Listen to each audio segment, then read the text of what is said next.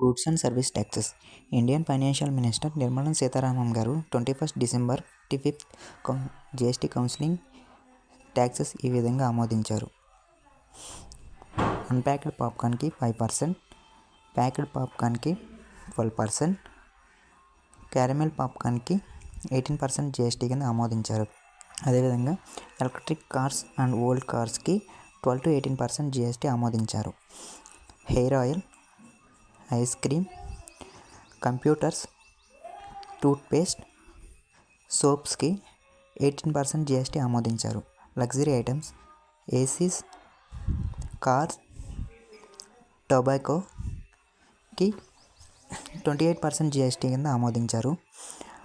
Gold and సిల్వర్కి 3% GST కింద ఆమోదించారు.